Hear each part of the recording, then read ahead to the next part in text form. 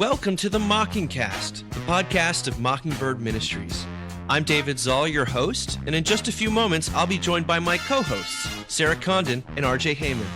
We come to you every week to explore a few of the places where we currently see grace, and its absence, playing out in unexpected and compelling ways.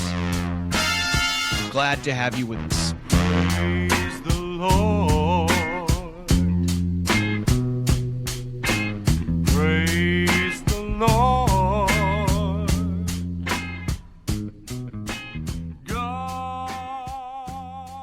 It was a choppy afternoon on Lake George, and Jimmy McDonald from Albany was paddling in a kayak. He drifted away from his wife and stepkids because he was taking pictures and, quote, not really paying attention. As he tried to make his way back, the water got choppier, and he paddled harder before he tipped over and lost his paddle. He was in about 30 feet of water, his ill-fitting life jacket coming up over his head, and he was holding onto the kayak with one hand and his new $1,400 smartphone with the other. He says people, other kayakers and canoeists, were passing by in the distance, but the former amateur boxer's pride wouldn't let him scream for help. So for several exhausting minutes, he kept trying to right the kayak. That's when I said, all right, I think I might die today. I think this might be it. I prayed to my Lord and Savior Jesus Christ for help. Greg Barrett is a captain for Tiki Tours. At first, Barrett saw Jimmy's paddle, and then one of his passengers said they heard a call for help. As I turned the boat toward him, I realized he was hanging on for dear life. They got to him. A deckhand and the passengers pulled him on board, and here's where it gets interesting. Jimmy is a drug counselor and a recovering addict. McDonald laughed about it. How funny is it that I've been sober for 7 years and I get saved by a tiki bar? And not just any tiki bar. It was a bar full of priests and seminarians from the Paulist Fathers, a Catholic retreat on the lake. Jimmy prayed for help from above, and it arrived in the form of men of the cloth on a floating bar. That's our opening today. It came under the heading of priests on a tiki bar save drowning kayaker. So Isn't good. today also the feast day of St. Arnold, who is like the patron saint of brewers? Isn't it International Buy a Priest a Beer Day today? I think it might actually be, which is it's I would all not coming to know. Synergy. It's not? I have no not know. idea. I But think this it is a news item that was sent our way by no less than 5 listeners saying, this seems tailor-made for the Mockingcast. That's awesome. That's I so mean, good. There's good things happening in the world when drug counselors and their kayaks are saved by priests That's on a tiki amazing. bar float. So anything eventful happen in either of your lives this past week? I have to say, like, the funniest meme I saw, because all our public schools in our area are going back to in-person, and I saw this hilarious meme that was like, and it applies everywhere, it's like, wow, that spring break really flew by. So I've been thinking of all these, it's a weird thing for parents out there that have sent their kids back, because it's just you've been with them for such a long time, and you really think, oh, there's going to be so much relief, and that, and there's not, and not just because you're like sending your kids into a giant building full of people in a global pandemic, but also because there's something about like them having been so attached to you, and it's like, I don't know, it's just been interesting, kind of the mixed feelings about them not being around, but also, gosh, I've gotten a lot done. Yes. We've gotten more unpacking done in the last week and a half than the previous 2 bet. months. Yes. It's crazy how productive you can be when your kids aren't around. It's nuts. Yeah, But it's certainly, amazing. it doesn't, it's nice, but it doesn't solve every problem, does it? Not every It problem. doesn't. No. And you think that Curiously, like them, yes, that them being home is the problem. But it's it was like the one thing to look forward to. It's like school is going to start. And then it started. You're like, Yeah. well, that came and Yeah. went. Yeah. Okay. And now I Yeah. have to sit with myself. I know, I'm a little bit like, we're still married to each other. So if there's an issue there, them going to school is not going to help, Oh, man. It's like that stuff that we always talk about, like people who are wealthy and unhappy are happy. The arrival fallacy. The arrival fallacy. It's like if you Yeah. could just be like, I'll be happy when they go to school. Yeah, But then they go to school and you're like, wait a second. The problem was deeper. Yes. But Sarah, I completely, I completely relate, and I know my wife does too. It's like there's such relief, but then also like, I wonder what they're doing. Right, because you've been around them so much. You're like, do they like their lunch? I don't know, Should I put Pokemon on in the background just so I feel oddly comforted? Like, I told Jamie, I was like, you need to stop texting Jackson. Let him be at college, for God's sake. And she's like, come on, I'm a mom. I have nothing going on in my life. I need to know what's happening. yes. Well, RJ, how is it? What's the update there?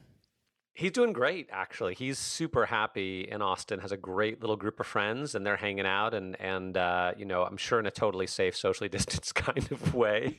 But all their classes are online. He seems to be really happy. Our 3-year-old is happy. Our sophomore is okay. We're doing okay. I mean, Labor Day weekend was weird, It's like another one of those things. It's like I should be having kind of a good time and being super social, but it's not really happening. It was weird, right? I mean, I thought it was weird. Labor Day weekend. Yeah, so. I know. What we really needed was just more family time over there. I was like, right. it just felt a little endless. I was like, okay, a bonus day. Are we sure we can't do school on Monday? Are we sure? Because they've missed so much. Yeah. Well, And our daughter doesn't understand what labor is, and so she that's not a word she knows, and she's 6, and so we kept saying Labor Day, and she kept interpreting it as Neighbor Day. oh. And she's like, let's go talk to neighbors. I was like, I feel like we need a neighbor day right now. I mean, I'm pro labor, but feel like we might actually just need a neighbor day, Oh boy, So- that's actually really sweet though. Neighbor Day. Yeah. That is sweet. Neighbor Day is actually Halloween, but we'll see if Halloween happens this year or not. I'm a little it's drunk adult day in our neighborhood. Halloween. I'm just saying. It's when you It's hang out like- with your neighbors. We should pass out AA pamphlets the next day in our neighborhood. Oh my gosh, it is like a sort of a group a commiseration session.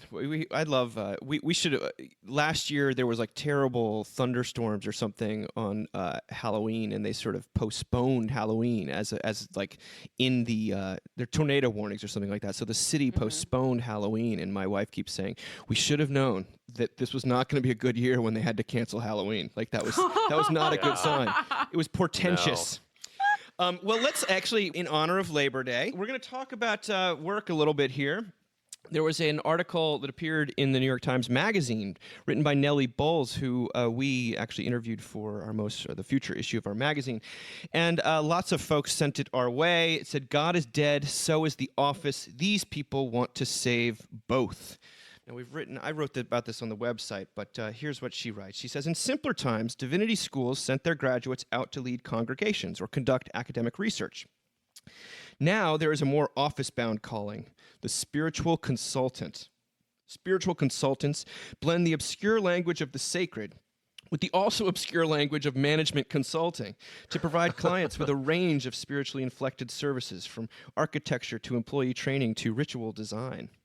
Their larger goal is to soften cruel capitalism, making space for the soul, and to encourage employees to ask if what they are doing is good in a higher sense.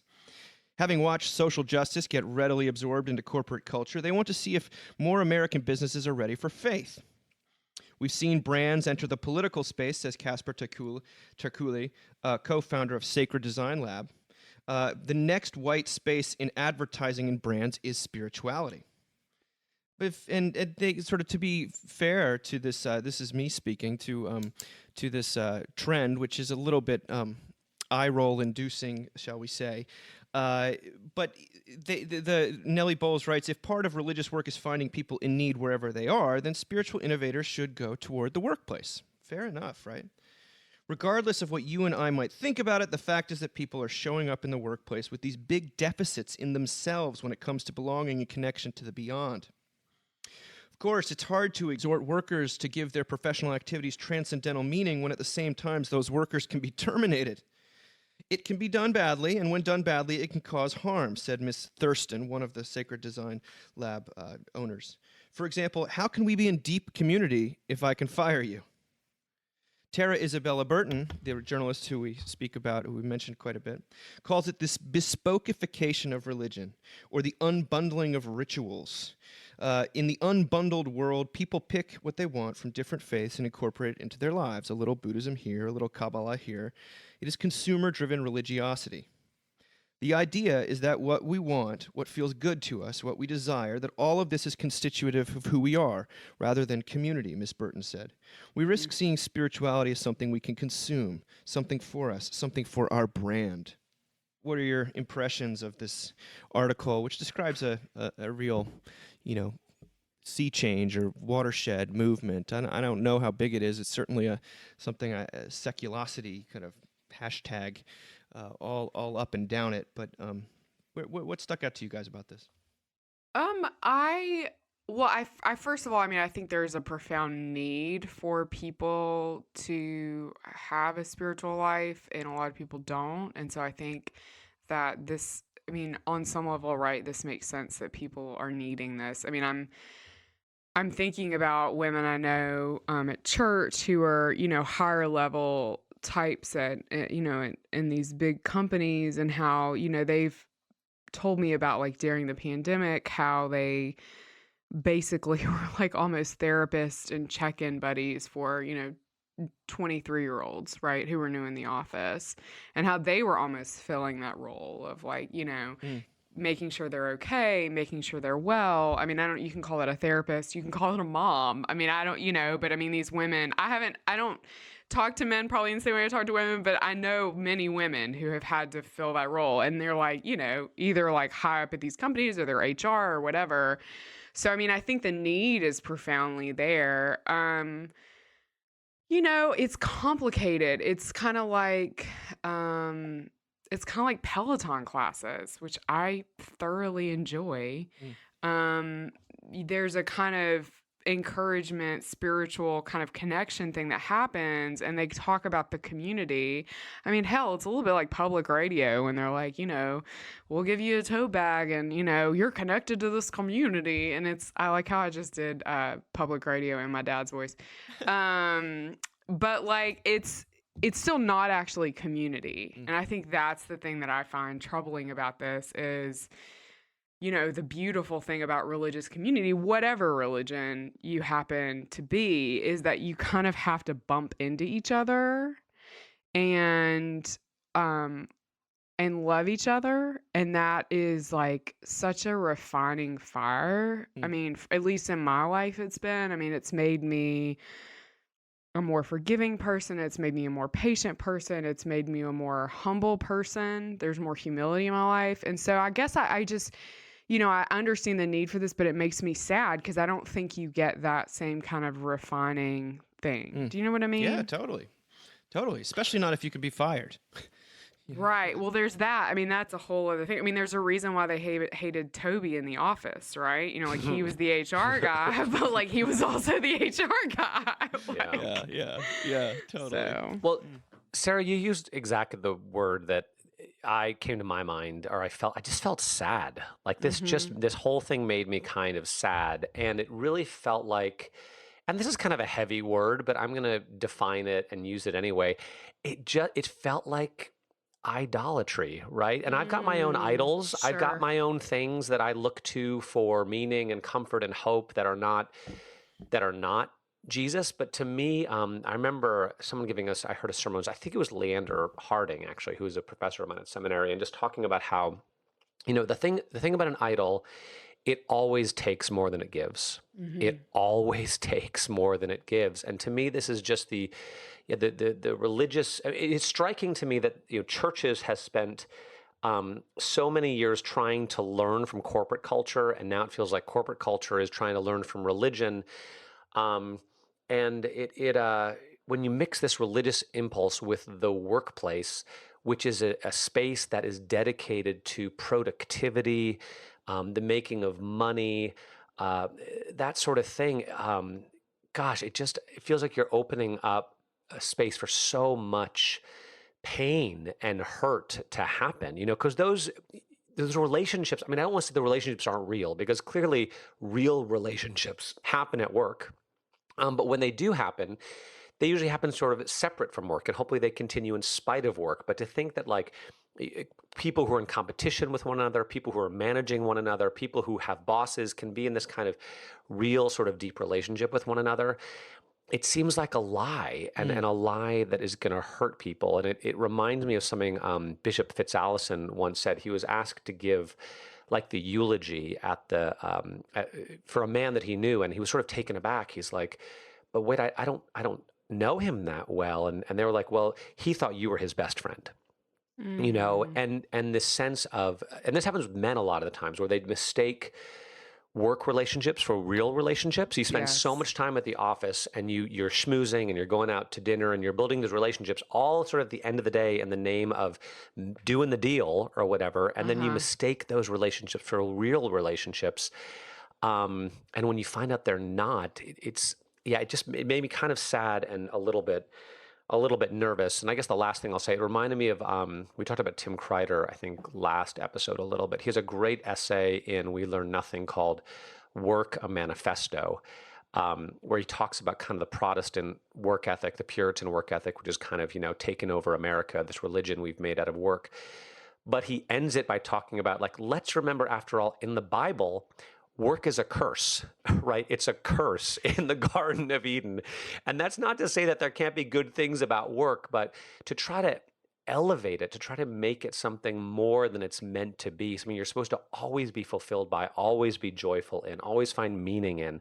To have it be your religion, which to me, that's where all of this is headed. I mean, it calls a thing what it is, but it makes me really nervous and just sad, because people are longing for real connection with each other and with something transcendent. But I just have a tough time thinking you're going to find that through some seminary-trained office spiritual consultant. It's bizarre. I mean, I keep wondering, like, how much of your life has to be at work. Yes. You know what I mean? Like, that's the other question. And I think Europeans reading this and being like, you people, like, what is wrong with you? Like, come on. I do it is an interesting, like, question. And Dave and I were actually talking about this earlier this week. But as, like, quote unquote professional Christians, I think people assume that my spiritual life is really bound up in my work. And I think I had to do a lot of work early on, and honestly, it predates me being ordained, because, Josh and I were married for several years before I was ordained. And just even parsing out my husband's professional Christianness and being, a priest, a pastor, and then my own relationship with Jesus. And it was really good practice, because those are not the same thing. They're not completely two different things, right? I think it would be really, I'm not that self-actualized, but they're not the same thing. And so for me, if that's not the same thing, it is just utterly heartbreaking that people who don't even have a real, there's no real religion happening, right? It's this kind of thing that's being made up in these companies that they would kind of force those to be the same thing. It's heartbreaking. Well, it's so bizarre when people have been railing against quote unquote institutional religion forever, right? I'm not religious, I'm spiritual. But now they're totally talking about importing ritual, like suddenly ritual. Like that's the most religious word I can possibly think of. Religion by Wells Fargo. Yeah, it's just like, no. Although, I'm going to tell you right now, if Target has some liturgy, I'll do it. Okay? I'll do it. If they need a chaplain, y'all holler at me. I will come in and come up with some. If y'all give me throw pillows, I will make up liturgies for Target employees. Well, I've clearly a lot of thoughts about this, and I think that part of it is people have made their work their religion already. And so this is responding. It's not inventing an issue. So true. And of course, you have Christians who've been talking about, the theology of work, and vocation has become like a buzzword far outside of like Lutheran circles, where it sort of really, I guess, began in a way.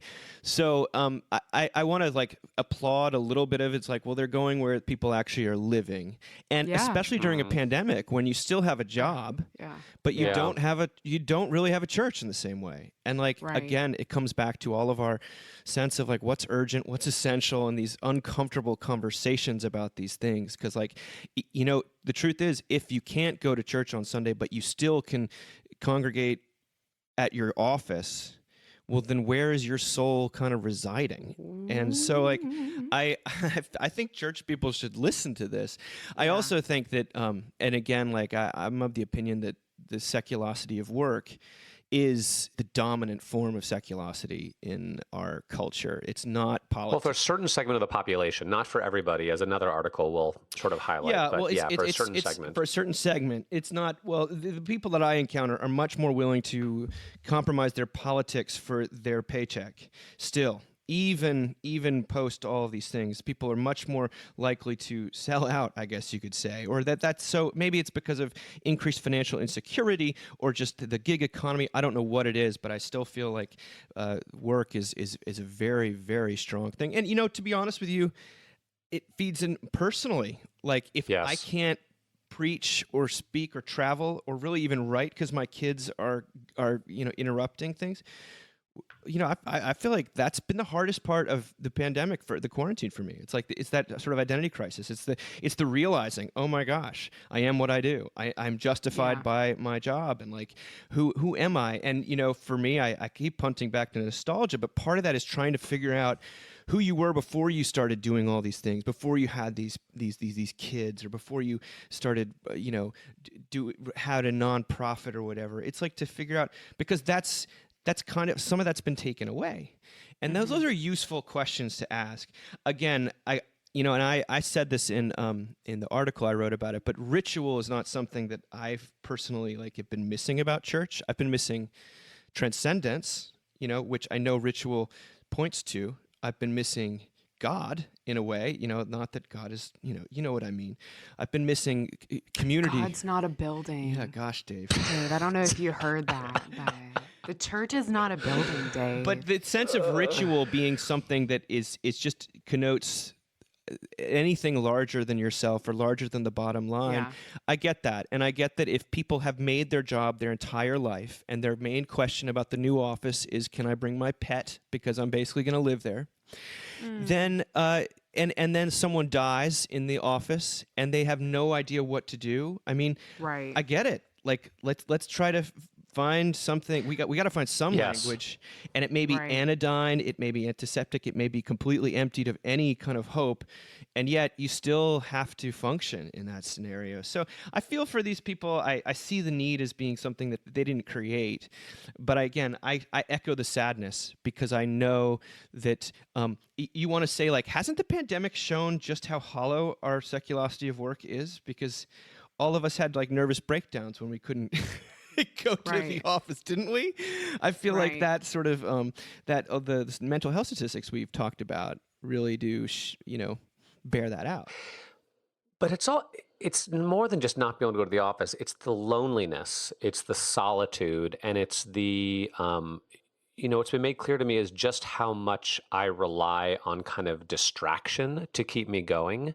And in the middle of the pandemic, there's just so little to distract yourself with. You can't go out, you can't be with friends, you can't do new things, you can't have fun. So I think it's also the mixture of the lack of distraction and the aloneness / solitude, which is sort of forcing people to face themselves, to face their families, their spouses in a way that they haven't maybe before, and it's hard. I mean, on top of all just the difficulties of the present situation. So you guys, I mean, I have a tremendous amount of compassion for people that are experiencing this type of pain, and I'm not going to exclude myself from that. It's just the solutions that are being offered and sort of the false promises, I guess. It makes me a little bit sad, but it's also just it's a sad time now, and people are just doing whatever they can do to survive. And that I understand. Desperate for a little relief. Yeah, well, speaking of that sadness, RJ, you forwarded us something about the Clippers, the NBA player Paul George, who admits to having sort of really struggling with depression and anxiety in that NBA bubble that they've got going on down there. Paul George, this is on ESPN, admitted that his epic shooting struggles, he's been on a real drought, in his previous 3 games were in part due to his experiencing anxiety and depression inside the isolation of the NBA bubble. George said he has been trying to find ways to check out of, quote, basketball mode, which we just might call work mode, which can be difficult to turn off inside the NBA bubble, where there is no family and the forms of recreation available can be exhausted through several weeks there. It meant a lot, George said, of the show of support from his teammates, that they sort of reached out to him and sort of shared their own struggles. This is really hard being in here. It's not easy. All day it's just basketball. It's hard to get away from it. You see guys on the other teams. Shout out to the NBA for creating this environment, but at the same time, it's rough. I just got to find what's going to get me able to check out of the game and check out of just constantly being in that mode. And all my guys helped. I've been around them. We've been out playing the game. I had a great talk with our team doctor. Again, all my family were there. My girl Gracie, my kids, just so many people that I can name that I've talked to in the past 24 hours that had a helping hand in just getting me into a better spirit again. But that nonstop work mode, that isolation, has had a real effect on him, as has sort of like the lack of sports, I think, in the sort of population more generally. RJ, what led you to want to send this? I just thought sports is so hyper masculine in a lot of ways, and it's all about confidence and having a certain image and leadership and productivity. And Paul George is an all-star. He's like one of the top 10 players in the NBA or so. And I just found it tremendously encouraging that he had the courage to step out and call a thing what it is, to talk about his depression, talk about his anxiety, and then for other players in the NBA to admit that they're struggling with the same thing, that this is falling just as hard on them. And I think, especially for men, it can be very difficult to admit this sort of thing. And so I found it hopeful that he was willing to tell the truth. And then as we come into the fall, honestly, where a lot of men are like looking forward to football season, and they know exactly what they're going to be doing on Thursday nights and Friday nights and Saturday afternoons, Sunday afternoons, Monday nights. It's pretty much wall-to-wall football. It is. And as we talk about, I don't want to call it the importance of distraction, but kind of the importance of distraction, right? Like you can't be just in your head all the time. You can't be engaging with your kids all the time. You can't be working all the time. And sometimes it's nice to sit down for 2 or 3 hours and like have a beer and watch a game and get out of your head. And that's not yet, it looks like it's coming, right? College football is kind of coming, but it's not what it's been in the past. And I'm sure there's a lot of guys out there that this fall just isn't quite seeming the same as it usually did, especially if they're the type of person who has season tickets and is used to going to their college football games or their NFL games, or that's kind of so I want to have compassion on those guys out there who are feeling a little overwhelmed, a little too much in their head. I find it encouraging that a guy like Paul George and other NBAers were willing to step up and talk about this, as others have in the past. Kevin Love, another great player on the Cavaliers, has talked about his battles with kind of, mental health, basically, is what it is.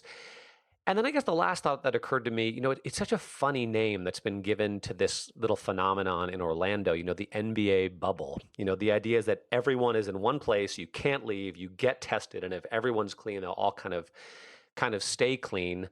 But the truth is they are living in a bubble and they can't get out. And here they have kind of everything you think you would want, right? They're with all their friends. They're doing exactly what they love to do. They're getting paid millions of dollars to do it. They're hugely famous. And they're still kind of sad and depressed and anxious, Talk about the arrival fallacy. And he minimizes a little bit, but he doesn't allow minimization of his pain to prevent him from telling the truth. And to some degree, I guess that was my penultimate thought. My final thought was, we're all kind of living in bubbles right now, right? Each of our own households is kind of a bubble unto itself, and our work maybe feels like a bubble as well. And it's like we have these interactions with people, but they're all they're either way too close, because we're all together, or if it's people outside of our own particular bubble, there's a distance, there's a filter to it that makes it more difficult. So I just, again, anytime I see a man, and like telling the truth about his struggles to be okay, I find that really encouraging, because I think it gives permission to a lot of other people, and maybe specifically men, to admit the same thing. I love that, RJ. I am not, I don't watch sports and I don't get it. And I wasn't raised in a household with sports. But I did weirdly marry someone who's very into sports. So there's been a lot of basketball at our house. But I I have like my own television ritual that has been like really important for me. That has kind of emerged where every Tuesday night I watch RuPaul's Drag Race which is not about drag racing. I feel like I have to tell everyone that because people in another sphere in my life thought I was really into drag racing. It's not about drag racing. But we watch episodes together, like live text on our phone, which I've literally seen my husband do with RJ before when there's sports games on. And When his dogs are playing, I wanted them to beat Alabama so bad. Anyway. But it's like I look forward to it every week because it is in so many ways.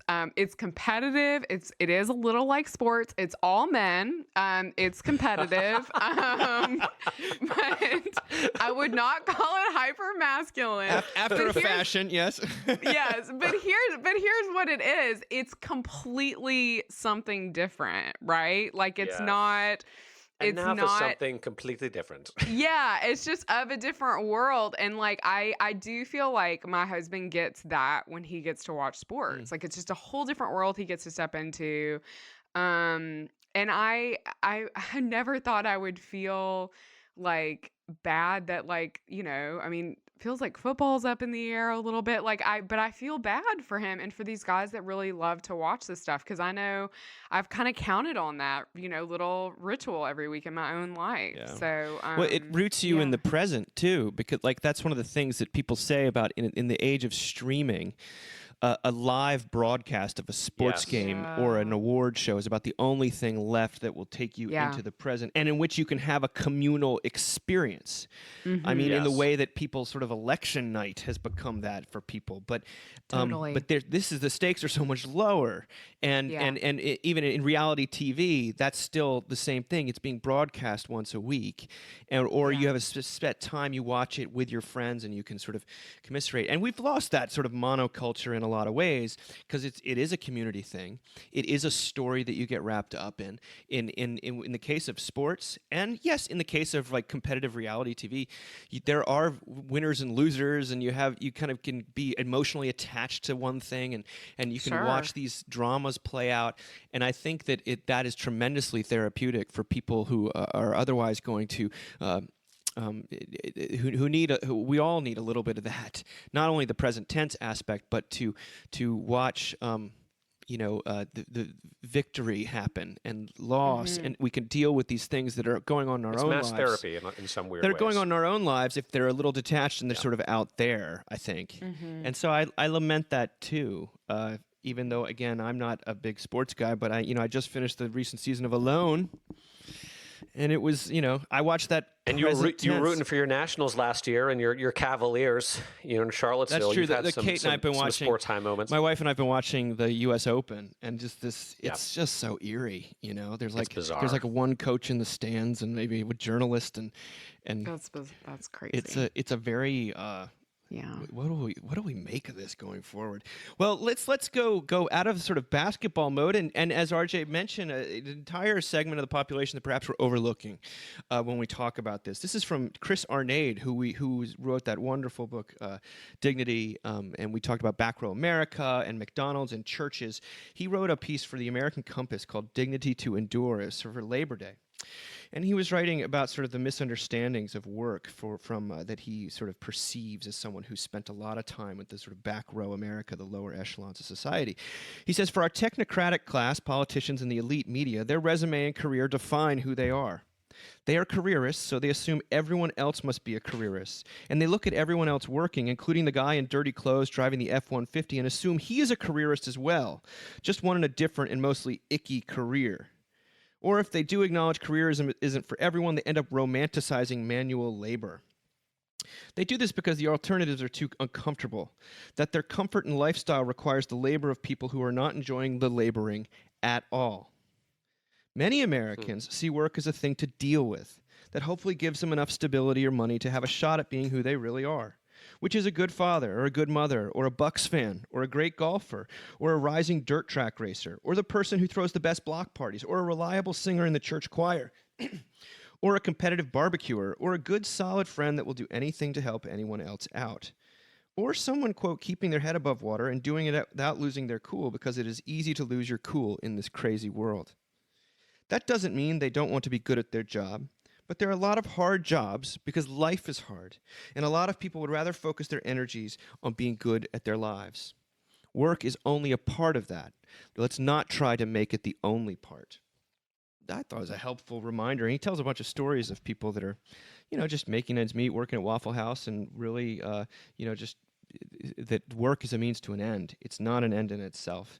And, I can't help but be someone who derives enormous sort of spiritual and emotional income from revenue from his job, to say like, well, that's kind of nice, And although the pandemic might take away your actual paycheck, it doesn't therefore take away your soul with it, So I don't know. What did you guys? Does it resonate with you at all? I mean, I guess it hit me in a different way. It just, I come from people who do hard labor and who,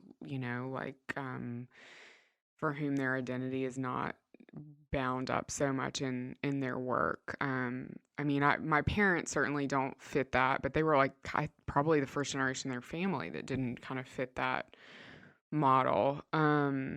So when I read about the mother with the child, at McDonald's, who she's kind of set up with an iPad in the booth, and who falls asleep there, that's not super far off from who I am.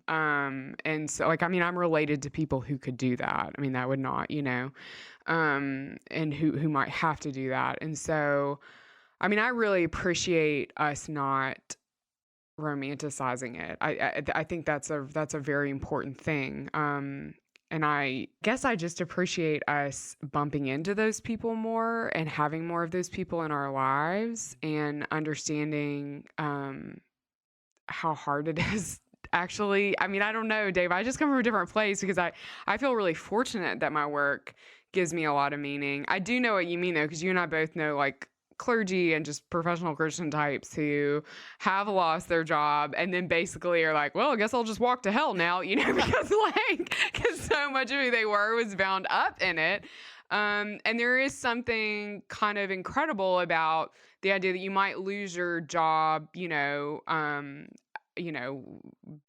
a sanitation worker and then, go on to maybe, do menial work at a hotel. But I know that sort of living on the edge thing, because again, we have that in our family. Financially is really scary. So I don't know. I thought it was really powerful to be reminded about what the daily existence of people who live on the edge looks like. I know we try not to do comparative suffering, but it's really important for me as someone who, feels like, oh my gosh, we've just had the longest summer ever. It's just been a lot. So glad we got away to New Orleans to that hotel. It was really nice. No one was there, and the woman at the front desk basically told us she had every job. So we needed towels, it was her. If we needed a pool key, it was her. I think she cleaned the rooms. It's good for me to remember that I'm super freaking lucky, Yeah. I don't know. I think I think there's a certain amount of gratefulness and also a certain amount of concern, care, and maybe even on my better days by the work of the Holy Spirit, action that comes out of that realization. Yeah, the article brought up for me that classic question of do you work to live or do you live to work? And I think all of us, I will speak for myself. My sense is all three of us probably are more in the live to work camp than in the work to live. Right? We don't see our work as a means to an end. And there is something, I go back and forth, right? Because on one hand, it's the idea of spending 40 hours of every week, a third of your life doing something that you kind of take or leave. It's is that really what I would want to do? And at the same time, with the work that I do, so oftentimes, I'm sure you guys feel the same way. It's you get home at the end of the day and you've invested so much emotional and physical energy in what you're doing. It almost feels like you don't have you don't have energy for anything else, right? And wouldn't it be nice to have a job that you cared about a little bit less that would free you up to think about other things to do? Yeah. other things. It feels so all or nothing, and maybe that's a lie, but it feels like in America right now, you either are a total careerist on every level with regards to your own career, your children's career, your spouse's career, you're just all in all the time, or you're not, and if you are, then you're sort of probably doing okay financially, but you may be struggling emotionally and relationally. And if you're not, it's the inverse. And is there a middle ground? Like, is there such thing as caring about your work appropriately, such that you have enough energy for other things and you're not, I don't know many people that I feel like have that kind of balance, quote unquote, is that even possible? Yeah. To care appropriately about the different parts of your life. I keep like thinking about, I don't know if this is, I think it depends on sort of the financial makeup, because I certainly have plenty of women in my life who are, or I will just say are the breadwinners, make more money than their husbands. But I'm thinking about this thing that happened, I guess it was about a year and a half ago. Yeah, I had just taken the job as a chaplain. I was at an event with some pretty high-level clergy, and there was a dean of a cathedral there. And he commented to someone, and kind of in front of everyone, that it was really disappointing to him that I was taking a chaplaincy job at a college. And I mean, I don't know this guy. And I was like, what? Like, what do you mean? Well, I mean, I think, you're from a big church. You should go to a big church. And I just said, I want to be with my kids on Sunday morning in the pews. Like, somebody's got to sit with them. It was like, what are you? And so RJ, I totally like think you're right. I'm not sure that it's so black and white. I mean, but the thing that is interesting to me is when you hear people talk about, and you often hear politicians say this, but when you hear people kind of give their like, my family was poor story, or even when you hear the parents who worked these menial jobs, you know what they always talk about? They always say, I did it for my kids. Yes. They say, I was so happy to come home at the end of the day and see my kids. And I have to say, Dave, to your earlier point, there is a lot of beauty there, because I think a lot of us come home, those of us who, our jobs kind of define who we are. And we're like, man, I'm going to get home and I'm going to check my iPhone and see if somebody responded to that email. Like that's, yeah. And we're like, kids, can you go watch television? Because mama's got 45 more minutes of work to do. Like, there is some, I'm just, naive or not, there's something really beautiful about I am doing this work for my family versus I am doing this work so then I can do more work. As the work will show up basically at what you're saying is I'm doing it for myself, my own ego and self-flattery. Yes. And that's very common actually among people who are interested in influence as a currency, whether that be a minister or a writer or any kind of thing like that. I agree with you guys. I think it's not, and I think it's probably important to say that although our NAID focuses it as completely as a socioeconomic issue, a stratification issue, I know plenty of very wealthy people who do not care about their job. The whole purpose as being a financial planner is to make money for their kids. And I know plenty of people who have no money who want to be a teacher and make no money, but because they really believe in the importance of their job. And what you see is the trade-off is, as someone who clearly values with his blood, sweat, and tears some sort of emotional reward for one's work and spiritual higher purpose. I think that's what I've chosen for my life. However, when you forego financial reward, everyone gets in fights all the time because you're fighting over who gets the most influence on such and such a thing. And if it's financially motivated, you can be like, well, I don't really care as long as I get paid. There's a level of that, and because I've just noticed living in the nonprofit religious sector in my life, like there's so much infighting and territorialism that while it exists in larger other corporations or places where people view their work more as a means to an end, there's also a little less acrimony because you're not actually getting this. Your emotional or psychological income is not up for grabs all the time.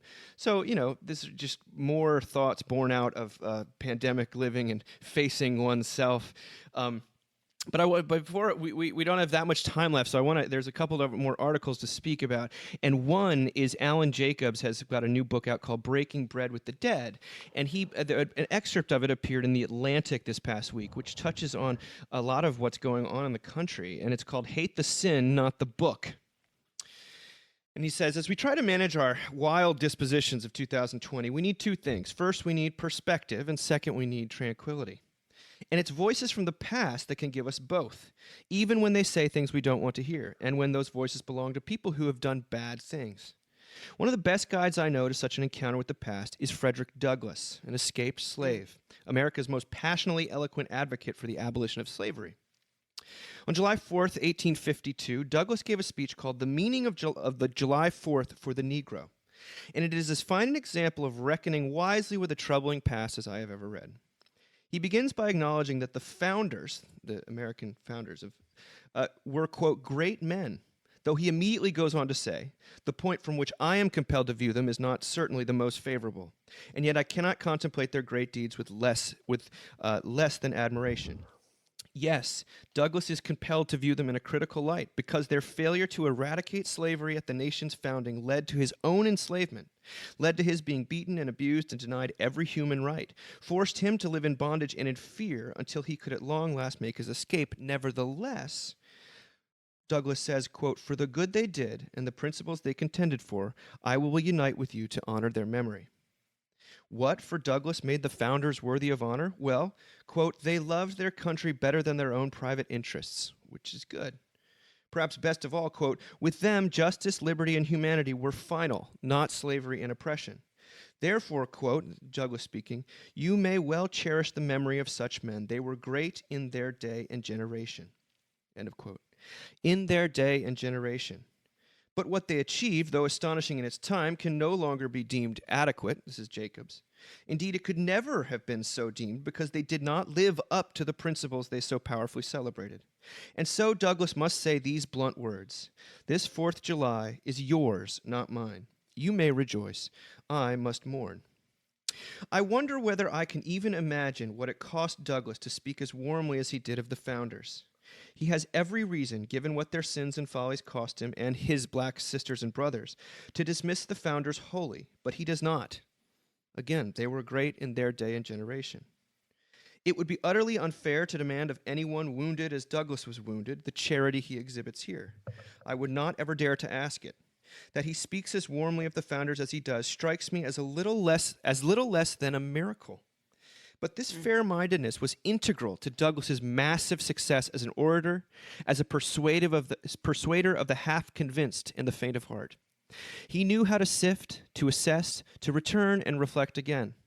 The idealization and demonization of the past are equally easy and immensely tempting in our tense and frantic moment. What Douglass offers instead is a model of negotiating with the past in a way that gives charity and honesty equal weight. Reading those figures from the past, even when he disagreed strongly with them, gave him some perspective on his own moment. And because they left this vale of tears, some tranquility as well. After all, the dead can't talk back to us unless we invite them to. We control the encounter. We decide whether to pay our ancestors attention. No one demands anything of us. Those figures from the past are willing to speak to us when we are willing to listen. They may sometimes speak words of offense, but they may also speak words of wisdom that we either never know or have forgotten. There's a lot there, and I've ordered the book. I think it's fascinating because it feels like you can. He's trying to, with all Jacobs does, he's trying to find some sort of middle path that is both gracious and honest, as he says, to sort of balance charity and honesty. And do we embrace a wholly negative view of history, or do we idealize that history? I've been watching Lovecraft Country on HBO, which is a sort of it's a recasting of H.P. Lovecraft's supernatural horrors as a metaphor for racism in the South. And it takes a period that so many movies have romanticized, this 50s and kind of, sock hop kind of, Back to the Future type thing, and exposes the really cruel and awful underbelly. And it feels like kind of because there's a lot of good storytelling and special effects, it feels like a kind of a new balancing of these things, and yet it doesn't seem like the idea here is to turn the past into something it wasn't, which was nothing but horror, but instead to sort of say that there was lots of bad going on with lots of good. I don't know, but what do you guys think of this? I had never read that portion of Douglass's speech. I read it in parts of his book in high school, of course. I heard this recently because his descendants read this on the radio on the 4th of July. And I remember being struck by that as well. So it's interesting. I love that I love Alan Jacobs. What's not to love? But like, I love that he's kind of raising this up for us to see. I just get really anxious when we tear down people who were great in their day. Which is not me talking about statues, because I as a Southern Studies student, as a student of the South, I know when those statues went up, and it was definitely a long time after the Civil War, and it was definitely to prove a point, and you can do with that what you want to. But when we kind of raise up people and then they get torn down pretty immediately afterwards, which is so interesting. I mean, I've read stuff people have said about Frederick Douglass and his own life and his own choices. I mean, it's just interesting, right? Like everyone, and that's the thing, is like I get anxious because everyone has something they've done wrong, something they took a bad stance on, some photograph that was taken, and I guess what I struggle with is like the dead can't apologize, but like the living can't either. That's the thing that like I see over and over again, is like it doesn't. I don't know. I mean, I'm getting into murky waters, but here we are. Put on the boots, as my friend Maddie recently said. There's this woman, I can't remember her name, but she's a college professor who's come out and said that she was basically like faking blackness. Yeah. Right? And here we are. It was so interesting to me that she really came out and said, this is what I've been doing. Yeah. I should not have done this. It was a horrible thing to do, and I'm really sorry. And everyone is like, burn her at the stake. I mean, it's like I just am like, she suddenly became a symbol for like all of these things. And it was just like very like, so just as long as we're clear, no one apologizing no one being sorry, no one seeking forgiveness, no one admitting their sins is going to help. Like, cool. Just so we're clear. Like, that was just like crazy to watch. So I no mean, mercy. I mean, the dead certainly can't speak for themselves, but I'm not sure the living can either. I mean, yeah. Wow. I don't know. I read that article, and it was just repentance, like to the point of slit my wrists and cancel myself. Yeah. I think she said. And everyone's like, here's a razor. We're going to video it. It's like, oh Trust my me, God. you won't feel any better when she slits her wrists. No, you won't feel any better when she kills herself. Trust us. It won't help. I don't know. That's the title for this episode.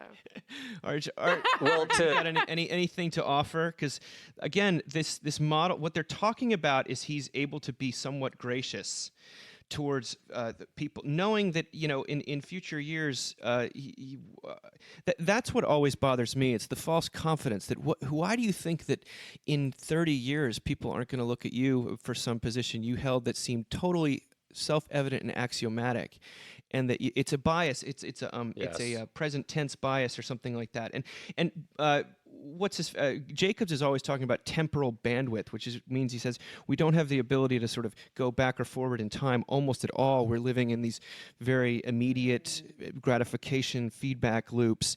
And I mean, Sarah, one of the reasons I brought this up is because you're always reading stuff from the past, like you're not just Holocaust stuff that does give you Not just perspective, which is my genre. Yes. but it does give Also a Black person Death. perspective, but it also gives you the tranquility because there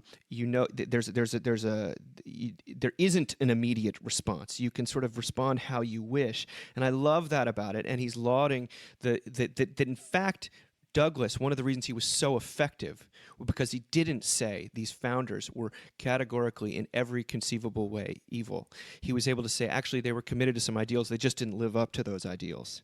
And how much more convincing that was to the people that he actually wanted to convince, rather than just the speaking to the choir type of Totally. boosting my bass or whatever it is. Yeah. And that takes guts. It's really hard. Ugh. It's a lot It's harder. really- yeah. And especially because it kind of involves withholding a little bit of judgment, and it's much easier, as we talked about, to be certain and to be 100% black and white.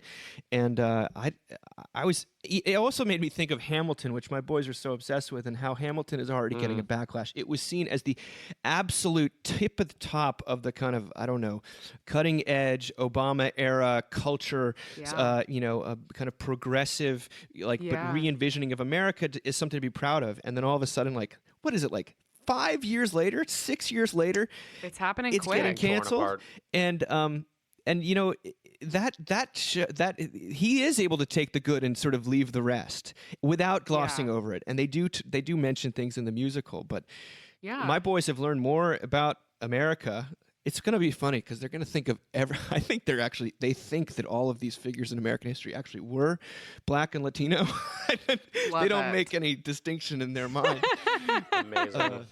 But it's I just thought to myself, what Lin-Manuel, one of the reasons that was such a successful thing is because he was able to see the good in something that he could have just seen the bad in. He was able to see himself. I mean, that was what's so powerful, is he sees him. He knows he's an immigrant, right? He sees Hamilton as an immigrant. Like there's so much of that, and I think we are so unwilling to see ourselves in the experiences of other people. We're so unwilling, especially victimizers. Yes, we're so unwilling to see our own sin, like in the sins of other people. We just want to like run from it. But it is like very. Like people in the 80s, and I mean the 1980s, did not realize all that they were getting wrong. I mean, it's just like, You don't realize it now. No, I mean, that's the thing, is like... Don't listen to old everyone's episodes of the Mockingcast. Do not listen to... No, I just bought shorts that are 2 inches above my belly button because mom jeans are in. This is not a good idea, right? These are going to look really dumb in pictures in 2 years. No, they already do. RJ, you've been quiet. What's going on in that noggin of yours? Well, it was interesting. So to bring it back to sports again, Dave, you were asking me yesterday what sports documentaries I watch. I'm like, I don't watch that many, but apparently I do. Because in the latest season of Last Chance U, which is this great sports documentary, have you ever heard of that before, Dave? It's unbelievable. It's total. I mean, Last Chance University. That's the church. Yeah, it's great. But in the latest episode, latest season, I should say, which takes place at Laney College in Oakland, California, where I lived very close to there, during college and afterwards. There's this Texas boy who is playing for this college, and he goes to live with these crazy hippie relatives he has, aunt and uncle, who live in this house that was financed by this big author in their family, who was like a huge pioneering sci-fi fantasy writer, this woman. Okay, and made the family all this money, and clearly is like the patron saint of this family. Now, come to find out years later, she and her husband were like pedophiles. Okay. God. And so it's this awful thing, but his aunt, who's again this Berkeley, I'm sure super left-wing crystal worshiping hippie or whatever, says something along the lines of, I never thought it was fair to you need to judge the author based on their work and not you can't judge people just on the mistakes they made. Now clearly she has a vested interest to say that because it's her family and it's a sort of her livelihood, and she's an author as well. But I was like, that's interesting, right? Like she wrote beautiful books. She means a lot to a lot of people. They still read her sci-fi, fantasy, fiction, whatever stuff, Yeah. even though they know that she did some bad things, Mhm. and I just thought that was interesting coming out of Last Chance U. Then the other thought yesterday, the reading for yesterday, I did Vespers in my church yesterday, from the book of Acts, is a story I'd forgotten, where Paul and Barnabas come into Lysastra, I can't remember what the name of the city is, and they perform this miracle. And everyone in the city who are all pagans, they're like, oh my, these guys are gods. This is Zeus and Hermes come down to earth, and the priest of the temple of Zeus comes out and brings a bull, and they're all ready to like make sacrifices to Paul and Barnabas because of this amazing thing they've done. And of course, Paul and Barnabas are like, no, we are not gods. Don't worship us. We're here to tell you about the true God, the one God. But the story ends, that despite of all their persuading, it was all they could do to stop these people from making sacrifices to them and treating them like gods. Mm. And it just struck me how human of an impulse that is, like how much we need to make gods out of men, how much we need heroes, how much we need people to worship and statues to I'll talk about statues to put up. And that maybe there was a reason in the Ten Commandments when God says, you shall not make any graven images, because God knows that no person can bear the weight of our worship, right? Or I should say, only one person can bear the weight of our worship, right? There's only one person in the Bible who does not end up being ultimately embarrassing for Right. something they did. And we can worship him, but everyone else, it's like, no. And maybe this whole cult of personality, this hero worship, it was misguided. And there was even what podcast was it I was listening to? I can't remember, maybe Radiolab or something, but they were interviewing a guy who's a descendant of Thomas Jefferson. And I guess he's old enough that he remembers a time where his family would take him to Monticello, and he would basically just run around. He would go through all the secret passageways. He knew all the doorways. He'd go up in the roof and throw pebbles at tourists, and they basically treated it like their family home. And he understands the complicated history of Thomas Jefferson, right? And the slaves he held and the children he had and all of that. And he said, I do think probably all the statues should be taken down. But he said, don't take down Monticello, because Monticello is a fitting memorial to this man, because in Monticello you see all of the conflict, the beauty, the architecture, and the fact that it was built by slaves, and the fact that he had slaves and he had children by slaves, and the family denied it for a long time. And if we can have memorials to men who had great ideas and had great ideals, that doesn't deify them. Yeah. That's where it seems like we get into trouble. And Paul and Barnabas knew that. That's beautiful. That hits very close to home. Being in Charlottesville, this is a very active debate for folks, because he's the source of enormous, genuine idolatry. I'd say that man. Yes. I always think of this in terms of music and writers, because he's really saying we should read books even by people that did bad things or didn't live up to their ideals, because the undercurrent is that's everyone. Right. I was like, who lives up to their ideals? There's this Like the idea. letters of There's this Paul. idea out there that there are these select good people who are almost prophetic and pure, and they produced beautiful things. That good people there was one. produce beautiful things, and that's what we should spend our time looking at. The more low anthropology way to view it is that there's actually a lot of really screwed up people that somehow, sometimes can produce beautiful things. And to demand purity or even goodness from our writers or authors or musicians is it's a moral demand that it doesn't really equate with aesthetics or with you can still be a terrible person and do something beautiful, which in fact to me gives me hope. It doesn't mean it in no sense is it giving a pass to all these things, but it's actually, I think it's a much more open-ended way of seeing, God has, because think about it, God has used some terrible institutions and things in your life to do good things. And who's to say he couldn't, that Louis C.K. thing you watched, 10 years ago that you can't stop, it was communicated some profound wisdom about your own life is somehow, null and void because he's a creep. I think you could say that you could also look at it and be like, well, isn't it a miracle that God was able to do something through a really creepy person? I know that's... I actually think about Louis C.K. once a week because he had a whole bit about how his older daughter was always like, let's go do stuff. And then he had one that was in kindergarten that was like, I don't want to ride a bike. And it gives me so much grace for my own first grade daughter who's definitely that I don't want to ride a bike type of kid. So I totally agree. I think we just don't know how God is going to use people. And I think expecting perfection from anyone but Jesus Christ or Dolly Parton is you're just asking too much. Weird Al, Fred Rogers. Well, honestly, being a rock and roll student or fan or super fan is real helpful because everyone I like was a scumbag. All of them are terrible. And if you start from there, you're like, wow, look at this incredible thing they did. Right. Even though they're awful, and they don't pretend not to be. And I want to read Michael Jordan. Bukowski. I want to read all this stuff.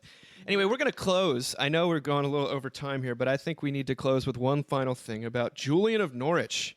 Usually, when I hear about Julian of Norwich, I gotta say I kind of I don't get excited because it's no, because I'm like, will it all be well? Have you raised children, Julian? This is actually on Mockingbird, written by a guest writer, Nathan White. Pandemics and the Theology of the Cross, Julian of Norwich's Hope. Now, Julian of Norwich, as Sarah alludes to, is known for the phrase, all shall be well and all manner of things shall be well, which is great to stitch on a pillow or make a meme out of, and has been, let me read to you about her. Ours is not the first society to seem on the precipice of disintegration, or even to go over that edge. Whether we consider the destruction of Jerusalem, the sack of Rome, or any number of pandemics throughout history, societies have gone through many deaths and rebirth. Yet the people of God have endured through it all. There's much to be learned from the past, and Christians today need to draw upon our rich history, especially from those whose circumstances mirror our own, such as the anchoress Julian of Norwich. The woman known as Julian of Norwich lived as an anchoress during the 14th century in the English coastal town of Norwich, also where Alan Partridge is from. Her lifetime was one of significant upheaval, during which, in addition to the strife of the 100 Years' War, internal political upheaval, and the Great Schism in the Church, the Black Death was tearing Europe apart. For years, the Black Death ravaged Europe, including Norwich, in a pandemic so deadly that a third of the population, half the clergy in Norwich, died. It may have been this disease to which Julian nearly succumbed at the age of 30. Her presumed deathbed, however, became a place of revelatory transformation. She recorded these experiences, the spiritual experiences she had on her deathbed, both immediately afterwards and then again after some 20 years of reflection, and is thought to be the first woman to have written in English. Portions of her reflections are well known, including all shall be well and all manner of things shall be well. It's an oft-repeated phrase. But far from merely being a trite platitude, the truth was a product of suffering, revelatory experience, and years of prayerful reflection. What, however, might a woman so removed from our own era have to pass on to us? Well, Julian relates that in her short text, probably very soon after her deathbed experience, that everything, quote, everything seems insignificant in comparison with Christ's love. Living amidst plague, war, and upheaval, none of Julian's difficulties weighed more heavily upon her than Jesus' love. This love was demonstrated most clearly on the cross, where, quote, our Lord Jesus suffered for love more than all men could suffer. This was a willing and unspeakable sacrifice made more present to Julian by the suffering around her. Because of this, Jesus Christ captured her attention, and she returns to it again and again as a kind of center point, the love of Christ. She writes, God wants us to know that he keeps us equally safe in joy and in sorrow, and loves us as much in sorrow as in joy. Circumstances, whether Julian's or our own, will change, but a foundation exists whose stability transcends the fickleness of time. When Julian questioned God regarding the mystery of sort of present suffering and God's love, the only answer she received was love. Love was our Lord's meaning. Despite its simplicity, she found this answer to be sufficient. Julian entreats us to give our attention, sustained and contemplative, to the Savior of the world, even the Savior of our world, plagued with sickness, injustice, and division.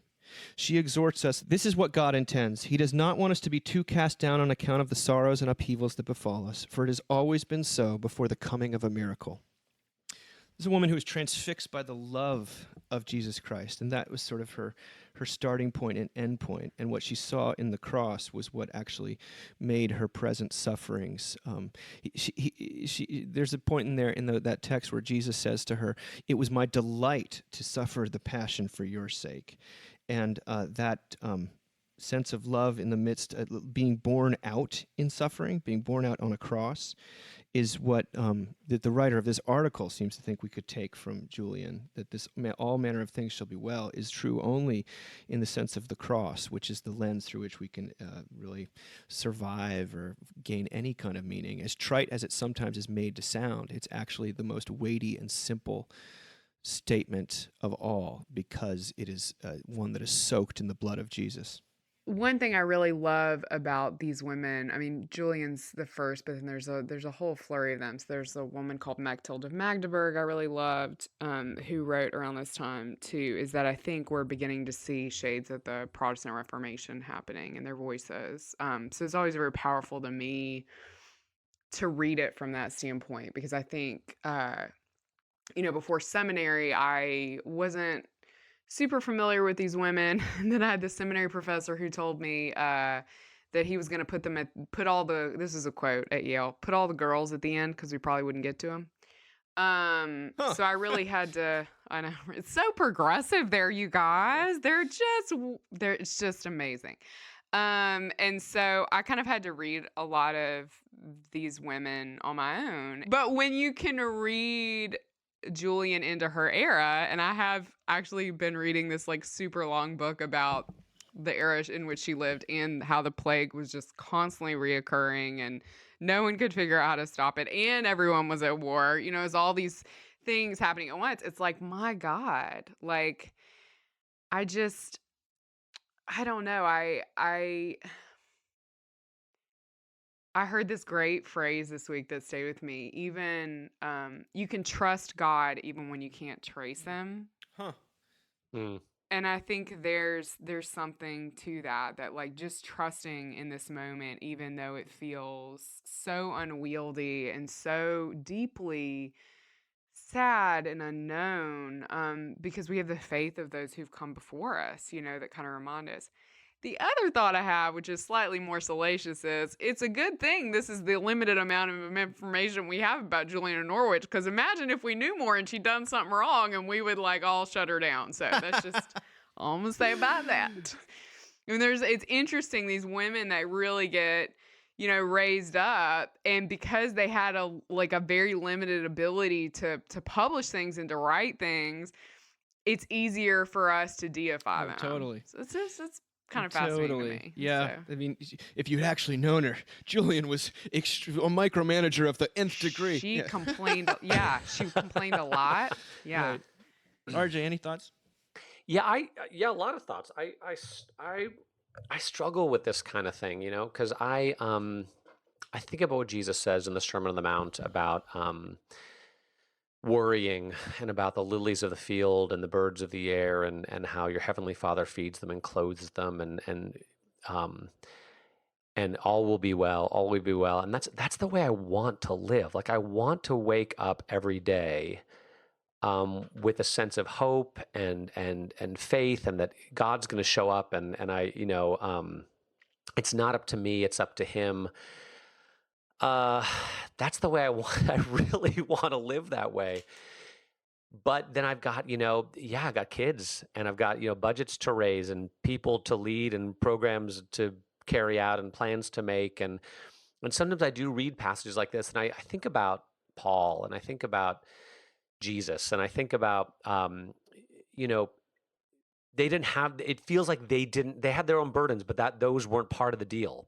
Jesus seems to be amazingly fluid. He doesn't even plan much. Let's put it that way. Paul neither. Like he goes on these journeys, he goes around the world, he sticks around for a few months, then he leaves, he gets shipwrecked, he gets beaten. There's no sense of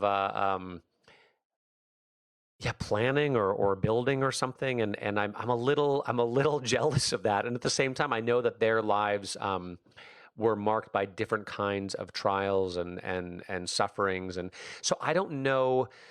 I struggle with this because I don't know where the balance is between living that kind of worry-free, faithful, day-to-day, unplanned existence versus trying to manage all the details that seem to come with quote-unquote modern life. And even, Dave, in one of the groups here at church, we read that Capon book, which Mockingbird published, The Man Who Met God in a Bar.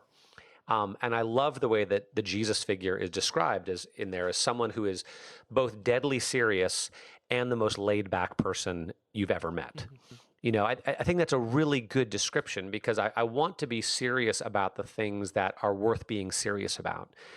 Pain, sin, love, death, resurrection, hope, all these ideals, and to be really laid back about all the other stuff. Everything else, yes. But I'm not sure that's the way you can run a church in 21st century America, or get your kids into college or manage a household, make sure the internet is running and that, the leaky air conditioning doesn't ruin your floors.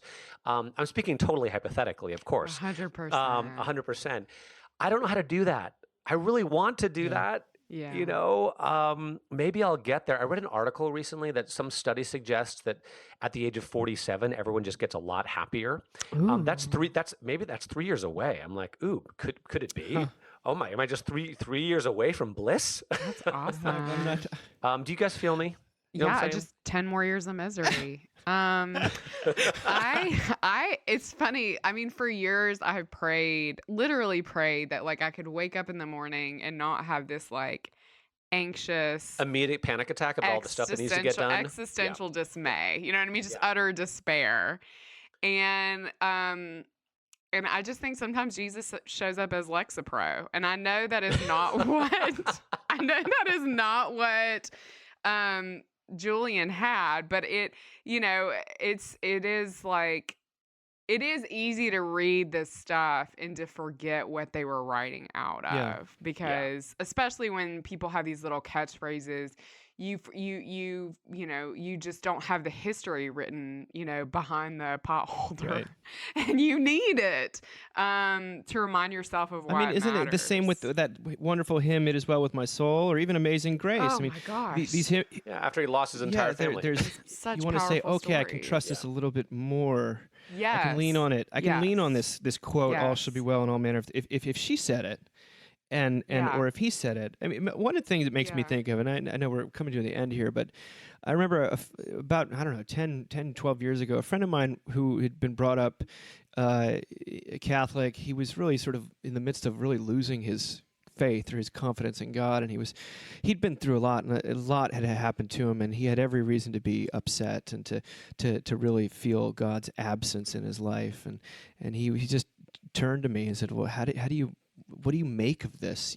All this pain, and this parent died, and then that parent died, and then this girl I'm dating, it turns out men had been awful to her, and I just can't reconcile this." And I said, well, I knowing now, I would just have shut up and not said anything. But at the time, I just couldn't help myself, and I said, well, all I'll say is that the very central image of the Christian faith is a man bleeding and dying on the cross, abandoned and blamed and unfairly treated and suffering and bleeding. And that to me sometimes is that keeps me coming back, and when nothing else does. And so for her to be able to say this, knowing that her entire hope was based on contemplating the cross as a symbol of God's love, not God's absence, but as God's love borne out in the man crucified. That's that sort of persists, and I think it persists in the 14th century as much as it does in 2020. And I don't know what you could throw at it that it wouldn't. And maybe that's the beauty, maybe that's the divinity of it. Let's say that's where we end today. A long episode, but a good one. Thank you both. I hope you have a great week in your jobs.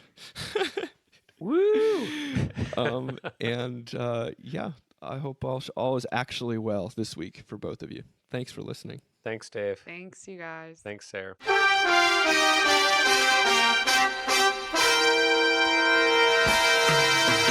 Thank you for listening. Remember, you can find us on the web at www.mbird.com. And we'd always love to hear from you at info@mbird.com. Audio production for the Mockingcast is provided by TJ Hester. And if you like what you've heard, please do drop over to iTunes and leave us a rating and review. Until next time.